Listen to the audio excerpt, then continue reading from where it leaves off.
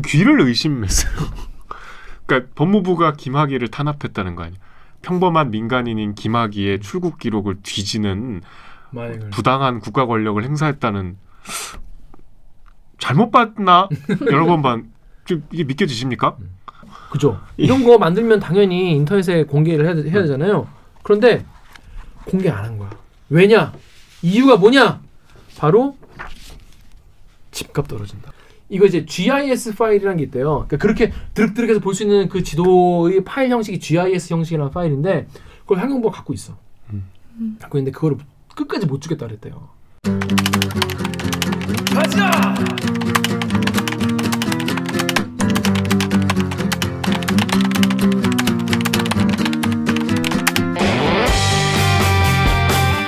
듣다 보면 빠개치고 보다 보면 목이 막힌데 고구마밖에 안 주고 사이다 안 주는 본격 고구마 섭취 방송! 댓글 읽어주는 기자들!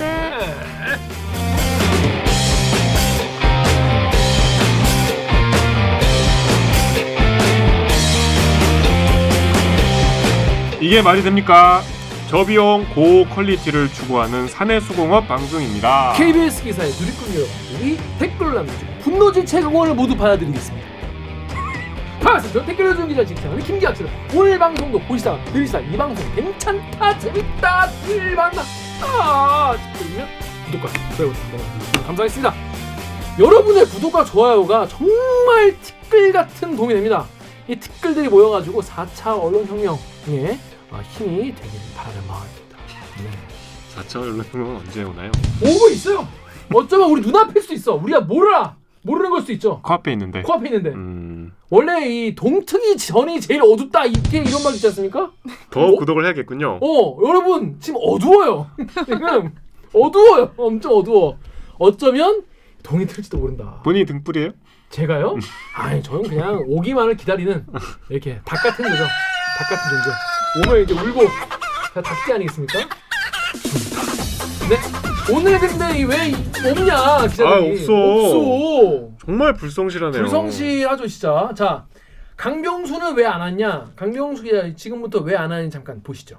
다음은 이완의 작품 1억 1,500만 원, 3억 2천만 원, 4억, 5억 4천만 원.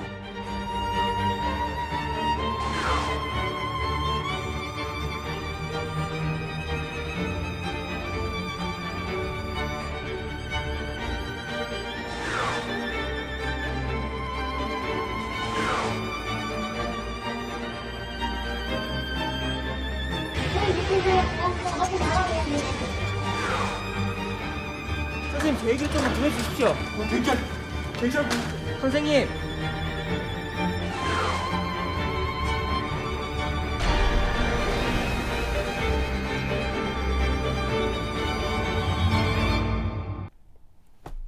이거 만든다고 안 왔습니다. 여러분 영상 보시면 강병수 기자 중간중간에 등장을 하죠.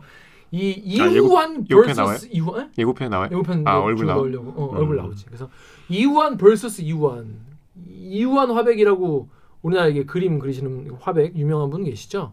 아시나요?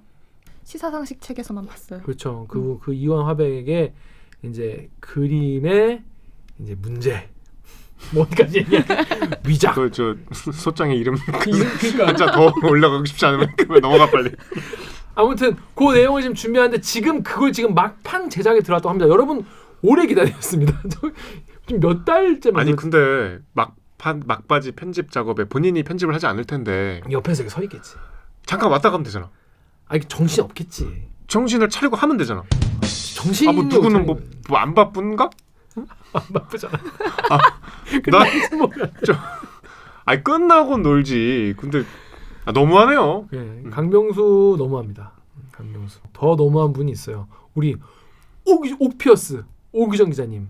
오규정 기자님은 집에 대소사. 제가 봤을 때 대사가 아니고 소사인 것 같은데. 소사가 왜 화요일이죠? 화요일에 집에 이사를 가는데 아무튼 그래서 이사 이슈가 있어가지고 오늘 도저히 힘들겠다라고 해서 둘이 동시에 안 나오게 되었습니다. 여러분 저희가 요 같은 경우에는 이제 대들기가 뭐 타락을 받는다거나 그래서가 아니라 하나씩 사라지는 거야? 하나씩 사라지고 결국에는 저 혼자 남아가지고 유키즈 온더 블럭 뭐 이렇게 서바이벌 게임. 놀면 뭐하니 하는 것처럼 그렇게 되는 게 아니라 개인적인 사정도 다 있다. 아니 뭐 강병수는 조직적인 사정이죠. 오기정 기자 어디 놀고 있는 제보를 만약에 오기정 기자가 어디서 지금 놀고 있다. 뭐 지금 뭐 놀 시간도 아니지만은 지금 9시 이후에는 뭐 술 못 먹기 때문에 어디선가 뭐 어영부영 있다 그러시면 댓글을 달아주시기 바랍니다. 저희가 그걸 또 따져 묻겠습니다. 그래서 두 기자가 없다라는 말씀을 미리 드립니다. 정말 슬프네요. 정말 좀 용납할 수 없네요. 용납할 수 없는 그렇습니다. 어떻게 하는지 응징을 하도록 하겠습니다. 자, 그러면 저희는 로고 듣고 1부 무친 뉴스 브리핑으로 돌아오겠습니다. 일단 로고 주세요. 나는 기레기가 싫어요.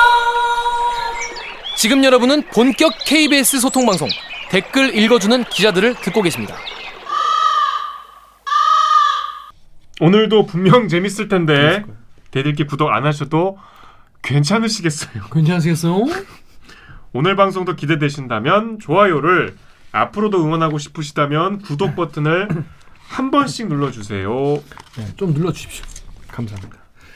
다이나믹 코리아 쏟아진 뉴스의 홍수 속에서 좀 짚고 넘어가야 되는 그런 뉴스, 우리가 놓치지 않으면 좋을 것 같은 그런 뉴스, 알면 좋은 그런 뉴스를 제가 소개시켜드리는 무친 뉴스 브리핑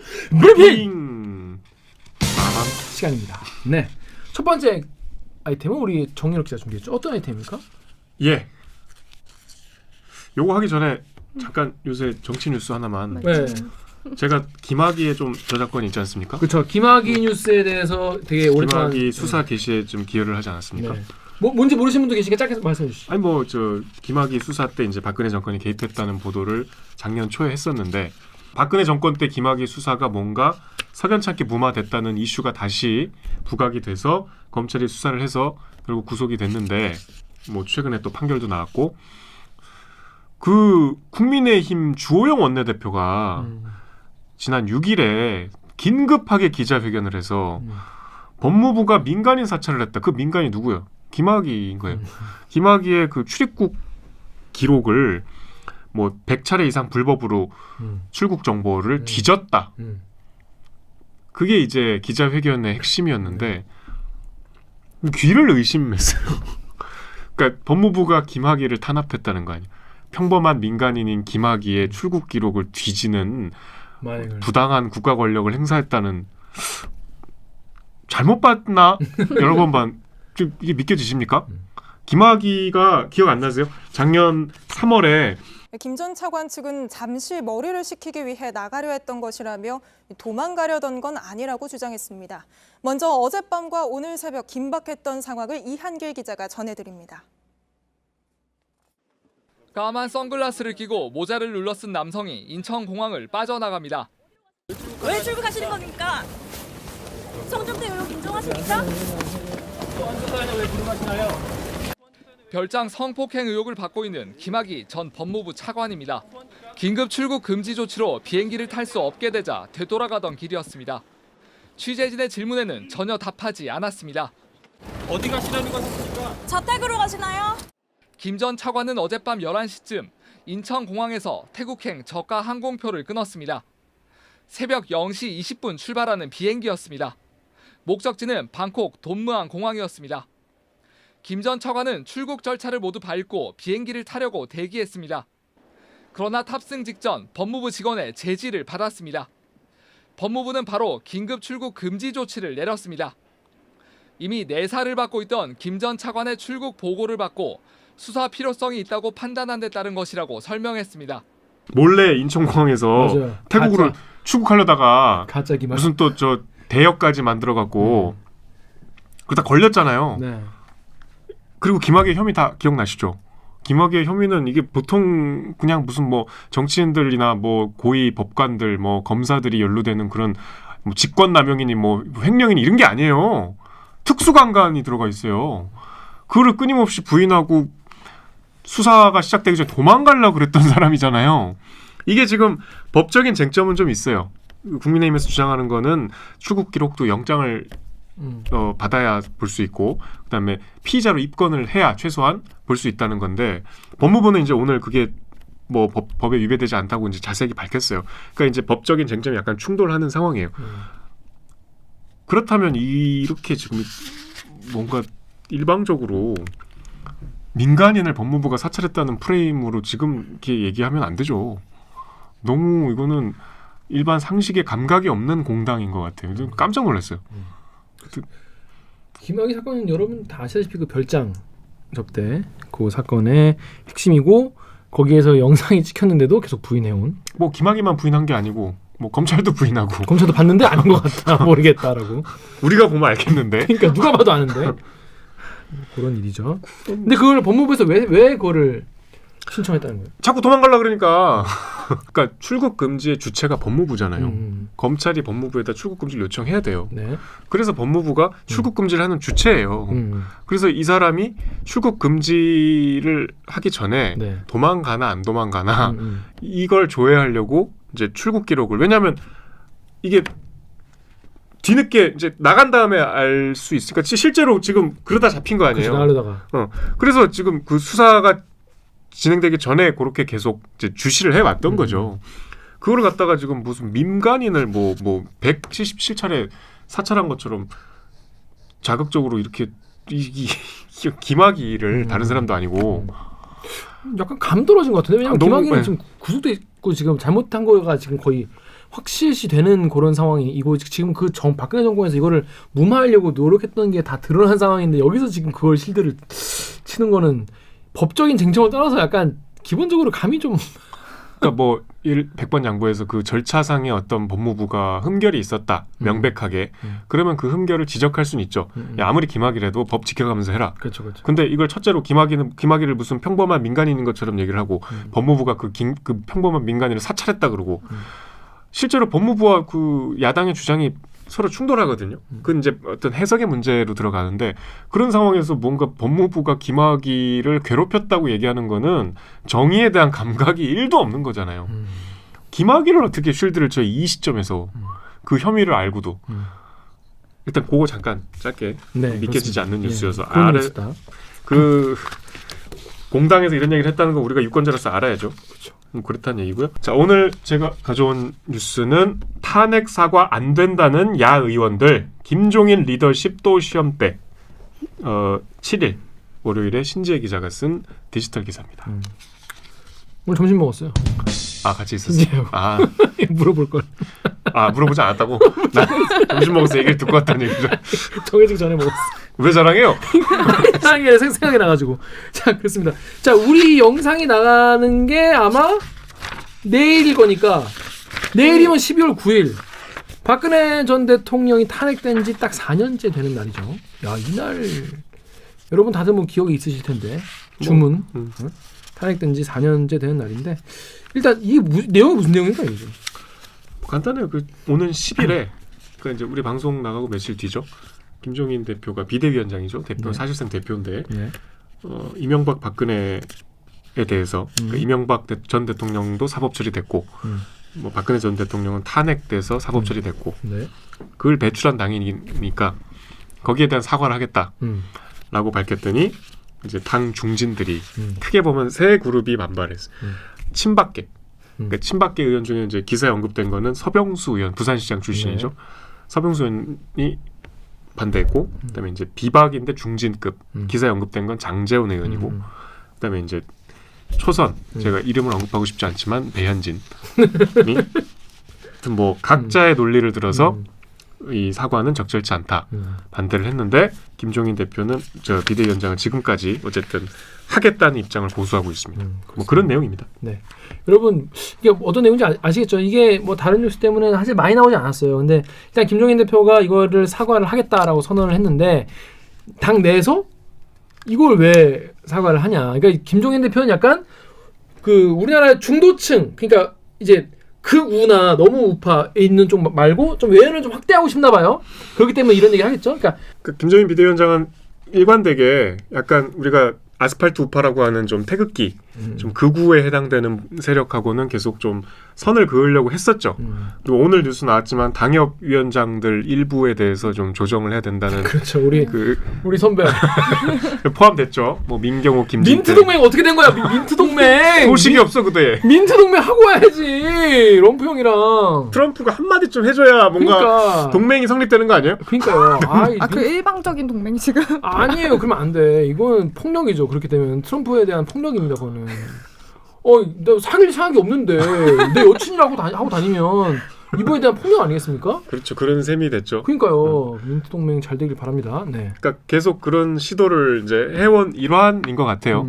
그 뭐 예전에 5.18에 대한 사과도 했었고 5.18에 대한 사과했더니 또 당시 뭐 난리 났죠. 홍준표도 한마디 하시고 지금 이제 뭐 반대하는 여러 가지 논리가 있는데 일단 뭐 그 아까 말씀드린 세 그룹의 공통적인 반발심의 정서는 네가 뭔데 인 것 같아요.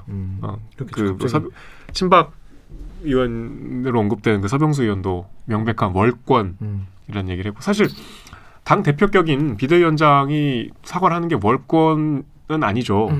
그러니까 당 대표의 어떤 권능이 살아 있다면 이런 말 못 하겠죠. 그렇죠.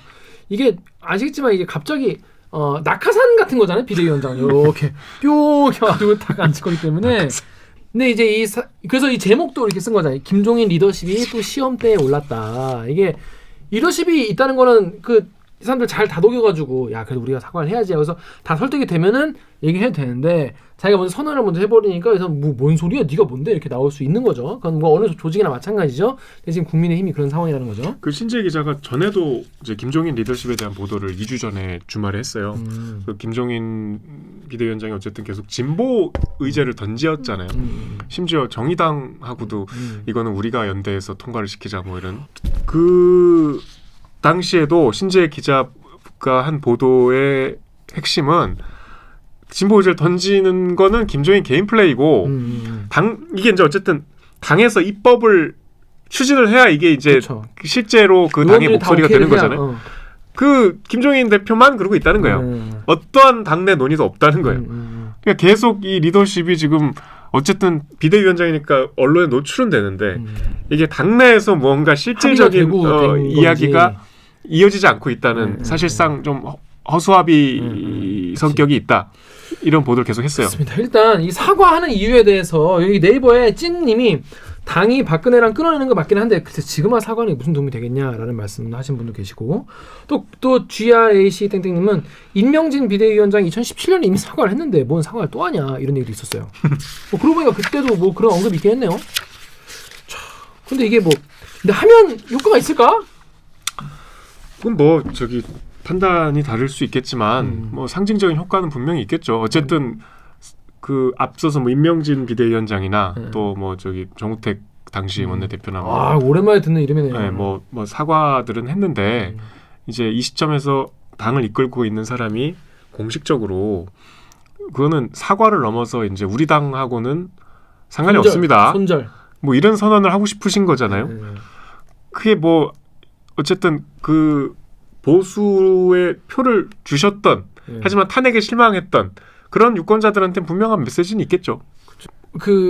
굉장히 강하게 지지하는 분들에게는 오히려 서운함을 줄 수 있는 그런. 그러니까 이제 대구 경북 지역에서는 특히 이게 이제 기사에 언급되는 것들이에요. 우리 기사 말고 타사 정치부 기사에 항상 언급되는 것들이 TK라고 얘기하는 대구 경북에서는 지금 박근혜 전 대통령에 대한 동정론이 나오고 있고 어쨌든 그 사실을 여부를 떠나서 민경욱 같은 이제 아스팔트들은 계속 탄핵에 대한 음모론을 지금도 제기하고 있잖아요. 그러니까 그런 여러 가지 상황들 속에서 이게 무슨 실익이 있겠냐라고 얘기를 하는 이제 그 당내 의견이 많은 것 같아요.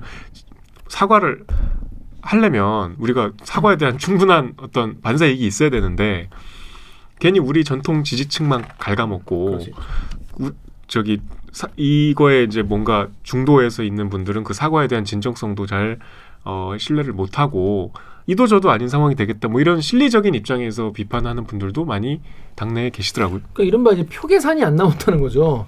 표 계산이 이제 나가야 될 표가 있고 새로 땡겨올 것 같은 표가 있는데 요 플러스 마이너스 했을 때 이 계산이 누구는 이쪽에다 클 것 같다, 누구는 이쪽에다 뭐할 것도 것 같다 이런 생각이 있어요. 근데 그거야 당연히 있겠죠. 어떤 정치적 결정에서 당연히 그럴 수 있는데 당 대표격이 이렇게 하겠다는데 대놓고 지금 이런 뭐 심지어 초선까지 그러니까. 뭐 뒤에서 얘기하겠지만 그러니까. 아주 노골적인 언어로 하는 거는 그 리더십이 지금 흔들리는 아주 명백한 반증인 거죠. 그렇습니다. 그래서 여기 클리앙 댓글 작가님 좀 읽어주시죠. 3페이지 중간. 네. 클리앙의 16시 44분님이 사과 자체가 그들에게는 굴욕일 겁니다. 카이 레너드님이 어차피 속마음은 바꾸지도 않을 거 그냥 사과 안 하는 게 집토끼 단속 측면에서 낫다고 생각할 것 같아요. 아까 말씀대로 이제 지금 많은 그 국민의힘 그 의원들이 반발하고 있어요. 그리고 아까 말한 대로 배현진 의원이 초선이 제일 세게 발언했어요. 제일 뜨내기란 표현까지 쓰면서 김종인 대표한테 뜨내기라고. 그러니까 뭐 너는 뜨내기야 이렇게 얘기하지 않았죠. 뜨내기처럼 뭐 이렇게 그러니까 자꾸 이렇게 직을 던진다는 표현에 있어서 뭐 부적절하다 이런 끝까지 책임을 져야지. 그러면서 이제 뭐 문재인 정권 탄생에 기여한 점에 대해서나 사과해라 뭐 그런 식의 얘기를 했죠. 근데 뭐 그것까지 얘기하면은 뭐 좋았을 텐데 뭐 또 뭐 문재인 정부가 태어나지 말았어야 할 뭐 이런 얘기까지 해갖고 문재인 정부 탄생에 대해 사과하라. 아니 그걸 넘어서 뭐 귀태 이런 표현까지 썼잖아. 아 그래요. 그래서 이제 막 사퇴 요구까지 나오고 지금 뭐 자꾸 이렇게 언론에 노출 빈도가 본인이 생각하기엔 적다고 느꼈는지 자꾸 이렇게 자극적인 발언으로 또 이걸 또 자꾸 써주잖아. 그렇습니다. 그래서 대변인이잖아요. 네. 대변인이 대놓고 이렇게 대표한테 개긴다는 거는 대표가 그렇게 무섭지 않다는 거죠. 그렇겠죠. 자, 그런데 이게 효과가 있겠냐? 이 국민들도 되게 댓글 전반적으로 어떤 분위기였어요? 보니까 작가님이 좀 찾아봤을 텐데. 찾아봤을 때 근데 이게 좀 웃긴 게 뭐지?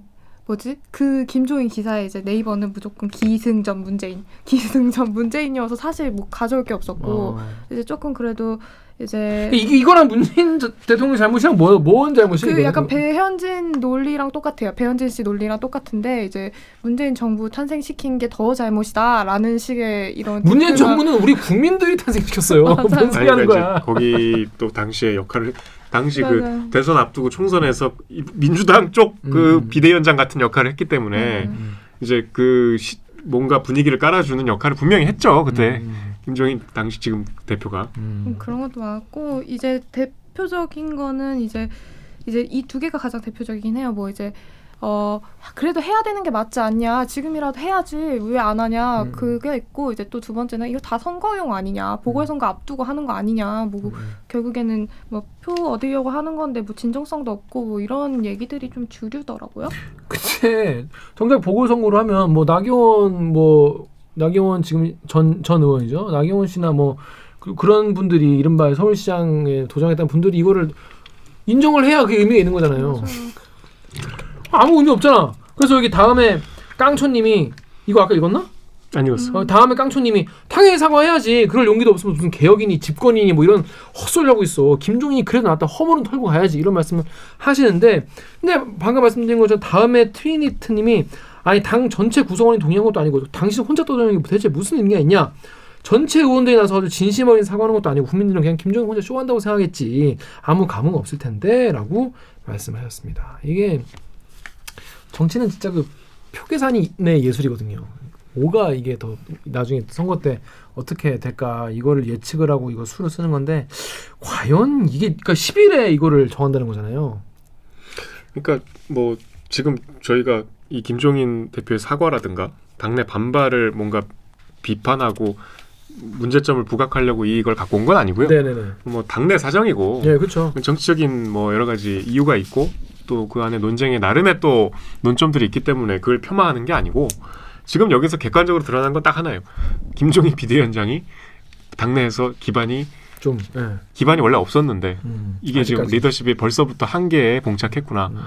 그러니까 말씀대로 김종인 비대위원장은 내년 그 보궐선거를 앞두고 사과를 해야 된다는 뜻을 분명히 밝혔어요. 그 이유라는 걸 본인이 밝혔어요. 그래서 올해를 넘기면 안 된다.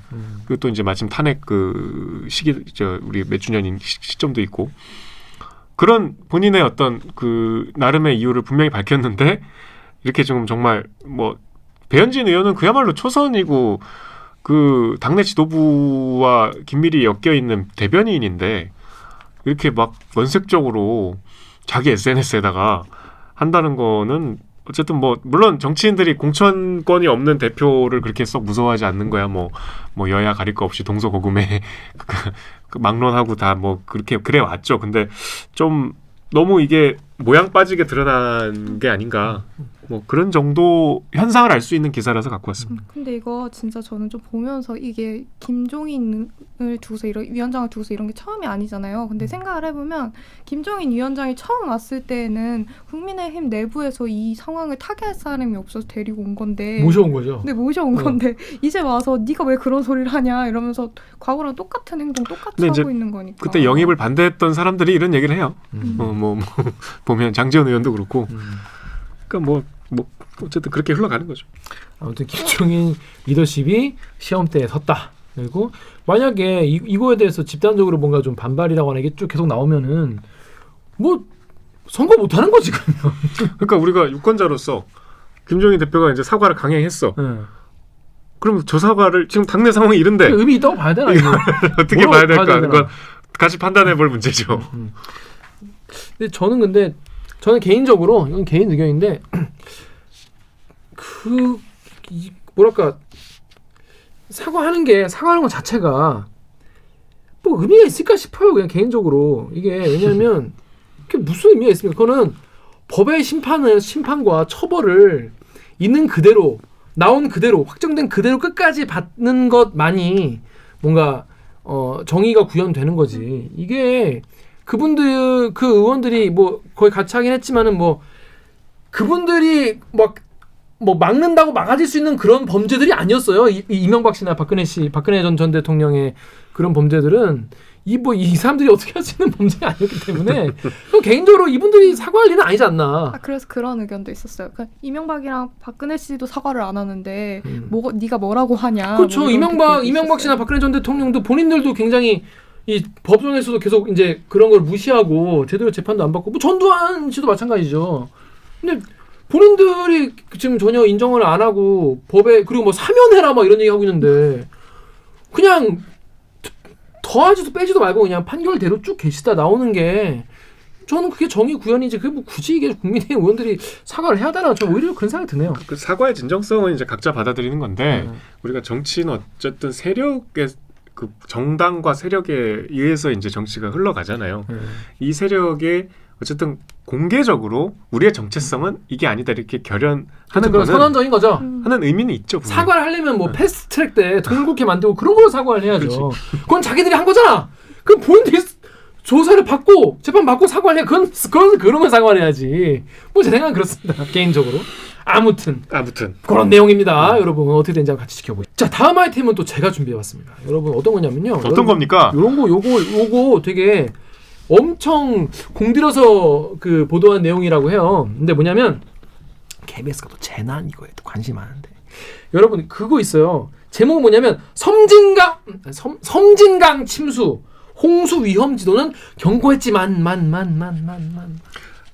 인 거예요. 지난 여름에 지난 여름 유호윤 기자가 보도한 건데 이 내용이 뭐냐면요. 지난 여름에 홍수 피해 엄청 났지 않습니까? 엄청 많이 났어요. 그래가지고 뭐 지금 복구 아직 안 되고 있다는 그런 뭐 태풍 관련해서 이호집 기자의 그 보도 지난 시간에 해드렸는데 이게 여러분 이거 알았습니까? 홍수 위험 지도라는 게 우리나라에 있었습니다. 거의 다 만들어 놨었고요. 이게 2001년부터 100억 원? 한 100억 원 정도 엄청 큰 돈을 들여가지고 이거를 만든 지도래요. 뭐냐면 어느 지역의 홍수 위험도가 몇 %인가 이게 쫙 대한민국을 다 통틀어가지고 그 위험도를 다 표시한 거예요. 네이버의 JSK0님이 정확도가 90% 이상 자료네. 미리 공개하고 대응했으면 예방할 수도 있었다라고 말씀하셨습니다. 이게 뭐냐면 여러분 보시면은 어느 지역의 위험도가 90% 막 위험 침수가 몇 미터 이게 다 나와요. 그러니까 그게 지금의 강수량을 반영한 위험도예요? 몇 년 전, 그러니까 지금까지의 2001년부터의 강수량을 다 데이터를 모아가지고 위험한 지역을 무슨 색깔, 빨간 색깔로 이런 식으로 쫙 위험도를 나눠서 대한민국을 다 칠한 그런 지도예요. 그러니까 그 지도에 따르면 이 폭우가 오기 전에도 섬진강 쪽은 위험했다는 게 표시가 됐다는 거예요? 됐죠. 표시가 다 돼 있었습니다. 그리고 놀랍게도 이번에 피해 지역이랑 겹쳐보면요. 완벽하게 겹쳐요. 진짜. 그런 게 되게 많아요. 쉽게 말해서 알고 있었다. 수해가 날 거를 알고 있었다. 지자체들도 다 알고 있었어요. 이게 근데 문제는 뭐냐면 이 홍수 위험 지도가요. 비공개예요. 지금까지 비공개였어요. 왜 비공개지? 왜 비공개 이유는 좀 이따 말씀드릴게요. 그런데 이게 비공개가 된 상태에서 지자체들은 이거를 이제 공무원들이 미리 보고 이거 이제 예산 같은 걸 집행을 하려고 한 거예요. 수해 방지 사업을. 그래서 이 지자체가 이걸 다 받아봤는데 사업을 안 한 거예요. 예산이 없다고. 자, 여기 네이버 댓글 정렬 기자 좀 읽으시죠. 네이버의 POLO 땡땡땡님이 주민이 건의하고 신고하고 예산 어쩌고 들어 처먹지도 않으면서 해마다 넘치는 우리 동네 대책 방법이 없다. 민원 넣어봤자다. 미소 땡땡땡님이 소 잃고 외양간 고치기식 아니란 생각이 화를 불러오죠. 내일 일을 알 수 없으니 잘 계획하여 다시는 이런 일이 없길 바랄 뿐이네요. 이게 이 미리 알고 있었지만은 에이 설마 모르겠어. 아니 근데 이걸 어디서 만든 거예요? 환경부에서 만든 거예요. 근데 이가지고 이거를 환경부가 관리를 계속 하는 건데 이게 그럼 일반 시민들도 볼 수 있어요. 이게 지금 열람을 할 수 원래 원칙상 있다고 해요. 그런데 이걸 시청이나 구청 가서 보여달라고 해라라고 하는데 가면 안 보여준대요. 아니 근데 이걸 왜 요즘 세상에 왜 시청 구청 가서 봐야 되죠? 그죠. 이런 거 만들면 당연히 인터넷에 공개를 해야 되잖아요. 그런데 공개 안 한 거야. 왜냐? 이유가 뭐냐? 바로 집값 떨어진다고. 주민들이 민원 우려가 있을 수 있으니라는 식으로 답을 하시지 않았어요? 저 여기 네이버 댓글 잠깐 읽어주시죠. 네. 네이버의 GOZ 땡땡땡땡님이 안 알리는 것이 아니라 못 알리는 겁니다. 주민들의 재산권을 침해한다고 침수지역 공고를 반대하는 여론 때문에 군수가 주민의 눈치를 봐야 하기 때문입니다. 방재 분야 전문가들 사이에서는 공공연한 팩트입니다. 네, 그러니까 공무원이 지도를 공개하면 위험 지역 주민들의 집값 하락 등을 이유로 항의할 수 있다면서 비공개 이유를 밝혔다고 하는데 여러분 지난 그 부동산 종부세 아이템에 집값 아이템 물론 싫겠죠. 물론 우리 집이 침수 위험 지역이라는 걸 밝혀지면은 당연히 내가 지금까지 빚내서 지금 산 집에 값이 떨어진다고 하면 피눈물 나겠죠. 참 근데 이거를 하시는데 뭐 욕심이라고 막 치부할 수도 없긴 하지 않아요? 근데 물론 전 공개한다는 입장이긴 한데 참 그 주민들의 그 답답한 거 이런 것도 참 이해가 되는데 근데 이제 네이버 이런 댓글 달리는 거예요. EJRW님이 그놈의 집값 때문에 사람 목숨 털리게 생겼네. 집 나고 사람 남냐? 이런 말씀. 다음에 땅콩님이 야 그놈의 집값 부동산이 한국을 망친다. 더욱 정말 통탄스럽다. 클리앙의 NIJOW님이 정보라는 게 양날의 검이긴 한데 국민으로서 생명 관련 정보는 알아야 되는 거 아니냐라고 하는데 이해가 안 되는 게 한두 개가 아닌데 환경부가 공개를 우리가 상식적으로 공개하면은 누구나 볼 수 있는 뭐 인터넷에서 그거를 뭐 자치단체에 가서 봐야 된다는 것도 사실 첫 번째로 납득이 안 되고 공개하기 싫어한대요. 그러니까 왜 그런 방식으로 공개했냐는 거지 환경부에서. 그러니까 이거를 만들긴 만들었잖아. 2001년부터 만들긴 만들었으니까 공개를 한다고 그러니까 사용된다고 얘기는 하긴 해야 되는데 공개하면 민원이 많을 것 같으니까 공개하기 또 좀 부담스러운 거지. 환경부에서 그런 민원 부담까지 걱정해요? 글쎄요. 뭐 근데 그렇게 답변했다는 거예요. 공개 방식도 이상하고. 이상해. 그걸 자치단체에서 그걸 만약에 진짜 이 말대로 그게 부담스러워서 안 했다는 거는 그럼 직무유기인 거죠. 근데 그게 다는 아닐 것 같은데 어쨌든 공개가 안 된 여러 가지 이유가 좀 과정부터 잘 이해가 안 되네. 납득이 안 되죠. 그러니까 어느 정도로 공개하기 싫냐면 여러분 이제 제가 이제 밑에 링크도 있고 KBS 기사 가면 그 링크 사이트가 있는데 그걸 들어가시면요. 여러분 보통 요즘에 우리가 이제 네이버 지도, 카카오 지도, 구글맵 이런 거 보면은 그러니까 마우스를 이렇게 드륵 하면 이게 커지고 안 커져요? 드륵 하면 작아지고 뭐 이렇게 하잖아요. 마우스를 클릭해서 드래그하면 이렇게 옮겨지고 원래 그렇게 되잖아요. 그게 안 돼. 저도 봤는데 되게 구려요. 지도가. 내가 그래서 유아한테 전화했어. 야, 뭐 이렇게 만들었어? 이렇게 만들면 어떻게 해? 그랬더니 형, 그게 이거 이제 GIS 파일이라는 게 있대요. 그러니까 그렇게 드륵드륵해서 볼 수 있는 그 지도의 파일 형식이 GIS 형식이라는 파일인데 그걸 환경부가 갖고 있어. 갖고 있는데 그거를 끝까지 못 주겠다 그랬대요. 그걸 보면 너무 보기가 쉽잖아. 그래서 뭘 줬냐? 사진을 그러니까 종이 사진 파일을 2,200장을 줬다는 거예요. 그걸 확대할 수 볼 수 있는 효과를. 그러니까 우리나라를 2,200장을 자른 거야. 그래서 2,200장 잘라가지고. 그래, 주겠다 그냥. 근데 이제 그걸 준 거지. 그러니까 막 효율적으로 너무 이게 많이 퍼지는 것도 부담스러웠나 보죠. 그래가지고 우리 탐사보도팀이 그거를 다 다운받아가지고 PDF 2,200장을 가지고 다 뽑아가지고 프린터 이거를 이건 무슨 동네. 거기 보면은 무슨 시, 그러니까 무슨 도에 무슨 시에 무슨 읍면 뭐 동 이렇게 하면은 볼 수 있거든요. 그걸 다 일일이 대응을 시켜가지고 2,200 우리나라 모든 동을 거기에 다 그걸 시킨 거예요. 대응을 동기화 시킨 거예요. 이걸 다 입력을 해가지고 다 2,200도 다 스캔해가지고 다 올렸다는 겁니다. 그래서 보기가 불편하다. 여러분 이게 불편하다고 너무 좀 뭐 힘들할 수 있는데 우리 기사에 나온 거는 우리가 만든 거죠. 아니죠. 환경부가 그 파일을 준 거죠. 2,200장 파일을 사진을. 그러니까 그걸 끼워 맞춰서 우리가 그걸 만든 끼워 거잖아. 맞춰 거기다 이제 끼워 맞춘 거. 조립을 한 거잖아. 우리가. 조립한 거지 이렇게. 그러니까 국산 사다가 중국산 조립한 것처럼. 그렇죠. 그래서 그렇게 이제 완전 노가다. 여러분 생각만 해도 우리나라에 있는 모든 동과 면이 어디에 속해 있는지 이걸 다 소팅을 해가지고 거기에 그림을 다 재밌었겠네요. 퍼즐 맞추는 기분이었겠네. 오규정은 좋아했겠지. 오규정은 퍼즐 좋아하잖아. 난 그런 거 되게 싫어하거든. 오규정 기자, 유호영 기자 고생하셨네요. 탐사보팀 아주 다른 말. 아니 근데 섬진강 범람하는 날이 이제 주말이어서 그때 제가 그때 특집 뉴스였었어요. 폭우가 쏟아져서 그 지도 앞에서 제가 했기 때문에 정확히 기억이 나는데 그때 다 뉴스 보셨겠지만 둑이 터졌거든요.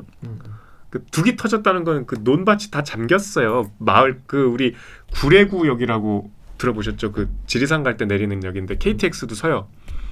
저 여수 가는 KTX가 구례구역에 쓰는데 구례구역은 그 일대 그 식당가가 전부 지붕까지 잠겼어요.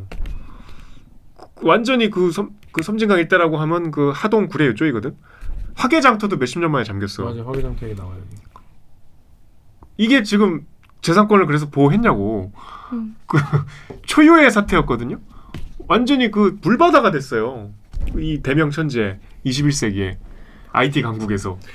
하동군에 대한 이야기 나옵니다. 여러분 하동군의 그 화개장터 일대가 완전 침수됐는데 그때가 이미 2015년에 수해 그 하천 재위험지구로 지정이 됐어요. 그러면 뚝을 쌓아야 될 거 아니야. 그런데 1.7km 길이의 보충을 공사하기로 했는데 공사를 안 했어. 왜 안 했을까요?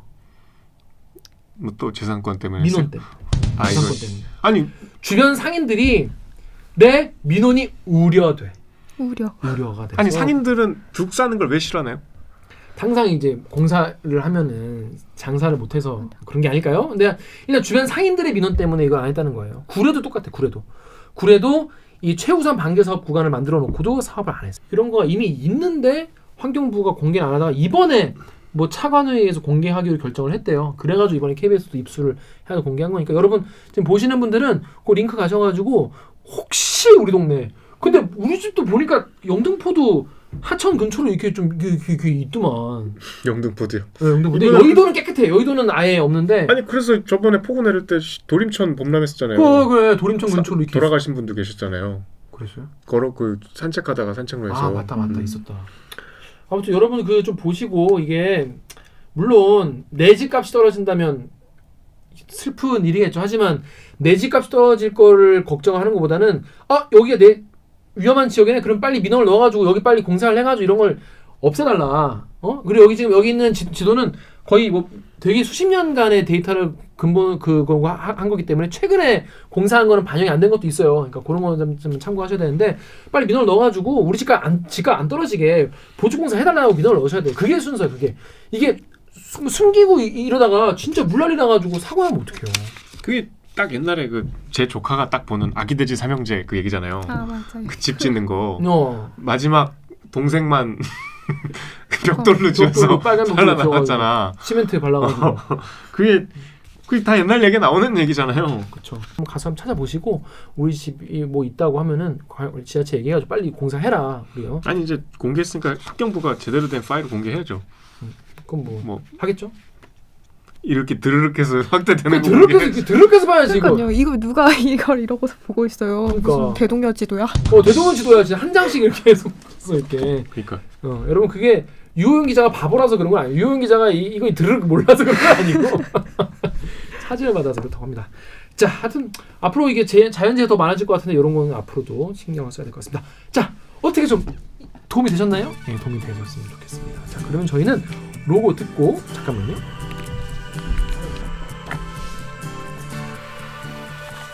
저 일찍 끝나 좋아하는 거지 재밌어서 좋아하는 게 아니고. 네. 자, 그럼 저희는 뭐 여러분이 도움이 되셨다면 다행입니다. 자, 로고 듣고 그러면 저희는 2부 탄소 불량국 우리나라가 이렇게 탄소 배출량 안 하는지 이렇게 악당 국가인지 몰랐는데 이 내용에 대해서 취재한 서현민 기자가 계시고 탄소 배출 안전에서 이야기하겠습니다. 로고 주세요.